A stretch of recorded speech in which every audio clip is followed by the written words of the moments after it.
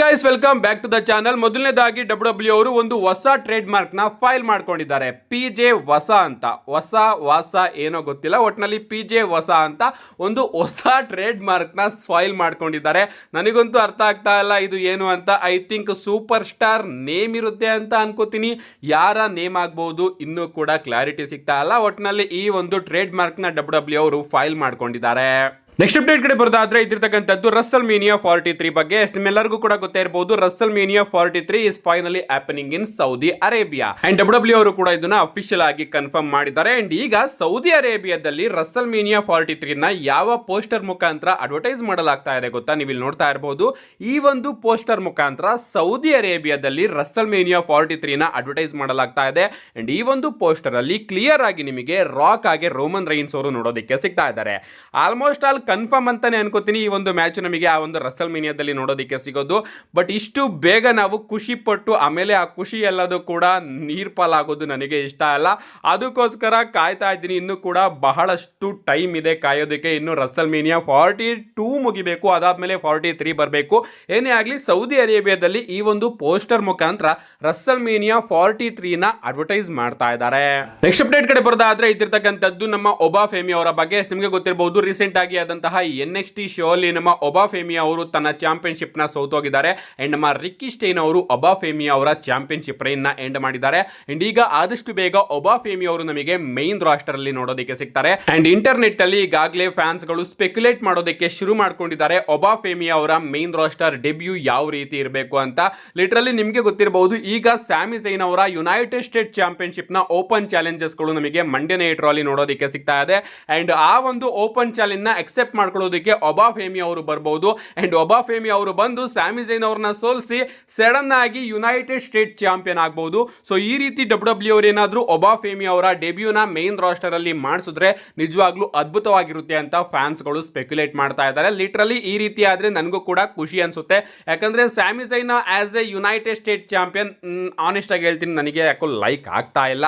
So ಏನಕ್ಕೋ ಗೊತ್ತಿಲ್ಲ, ಒಟ್ಟಿನಲ್ಲಿ like ಆಗ್ತಾ ಇಲ್ಲ ಅಷ್ಟೇ. ಅಂಡ್ ಆ ಒಂದು ಚಾಂಪಿಯನ್ಶಿಪ್ ರೈನ್ನ ಈ ರೀತಿ ಎಂಡ್ ಮಾಡಿಸಿದ್ರೆ ನಮ್ಮ ಒಬಾಫೆಮಿ ಅವ್ರಿಗೂ ಕೂಡ ಬಂದ್ ಕೂಡಲೇ ಒಂದು ಹೈಪ್ ಸಿಕ್ಕಂಗ್ ಆಗುತ್ತೆ ಅನ್ನೋದು ನನ್ನ ಅಭಿಪ್ರಾಯ ಕೂಡ. ನಿಮ್ಗೆ ಅನ್ಸುತ್ತೆ ಇದ್ರ ಬಗ್ಗೆ ನಿಮ್ಮ ಅನಿಸಿಕೆನ ಕಮೆಂಟ್ ಮಾಡಿ. ನೆಕ್ಸ್ಟ್ ಅಪ್ಡೇಟ್ ಕಡೆ ಬರೋದಾದ್ರೆ ಇದ್ದಿರ್ತಕ್ಕಂಥದ್ದು ನಮ್ಮ ಪೀಪಲ್ ಚಾಂಪಿಯನ್ ರಾಕ್ ಅವರ ಬಗ್ಗೆ. ನಿಮ್ಮೆಲ್ಲರಿಗೂ ಕೂಡ ಗೊತ್ತೇ ಇರಬಹುದು, ರಾಕ್ ಅವರು US ಅಲ್ಲಿ ಎಂತ ಬಿಗ್ ನೇಮು ಅಂತ. ಅಂಡ್ ಅವರು ಪ್ರೆಸಿಡೆಂಟ್ ಸ್ಥಾನಕ್ಕೂ ಕೂಡ ಎಲೆಕ್ಷನ್ ಗೆ ನಿಂತ್ಕೋಬಹುದು ಅಂತ ರೂಮರ್ಸ್ ಗಳು ಓಡಾಡ್ತಾ ಇದೆ. ಅಂಡ್ ರೀಸೆಂಟ್ ಆಗಿ ಅವ್ರನ್ನೇ ಕೇಳಲಾಗುತ್ತೆ, ನೀವೇನಾದ್ರೂ ಫ್ಯೂಚರ್ ಅಲ್ಲಿ ಪ್ರೆಸಿಡೆಂಟ್ ಸ್ಥಾನಕ್ಕೆ ನಿಂತ್ಕೋತೀರಾ ಅಂತ. ಅಂಡ್ ಅದಕ್ಕೆ ನಮ್ಮ ರಾಕ್ ಅವರು ವಿ ವಿಲ್ ಸಿ ಅಂತ ಆನ್ಸರ್ ನ ಕೊಟ್ಟಿದ್ದಾರೆ, ಮುಂದೆ ನೋಡೋಣ ಅಂತ. ಸೊ 100% ಅವರು ಪ್ರೆಸಿಡೆಂಟ್ ಎಲೆಕ್ಷನ್ ಗೆ ನಿಂತ್ಕೋತಾರೆ ಅಂತ ಅನ್ಕೋತೀನಿ. ಯಾರಿಗ್ ಗೊತ್ತು, ಗೆದ್ರು ಗೆಲ್ಬಹುದು. ಅಂಡ್ ಇವತ್ತಿನ ರಾಕ್ ಮುಂದೆ ಅಮೆರಿಕ ಅಧ್ಯಕ್ಷ ಕೂಡ ಆಗ್ಬಹುದು. ಸೊ ರಾಕ್ ಎಲ್ಲಿಂದ ಎಲ್ಲಿಗೆ ಹೋಗ್ತಾ ಇದ್ದಾರೆ ಗುರು, ನನಗಂತೂ ಇಮ್ಯಾಜಿನೇಷನ್ ಕೂಡ ಮಾಡ್ಕೊಳ್ಳೋದಕ್ಕಾಗ್ತಾ ಇಲ್ಲ.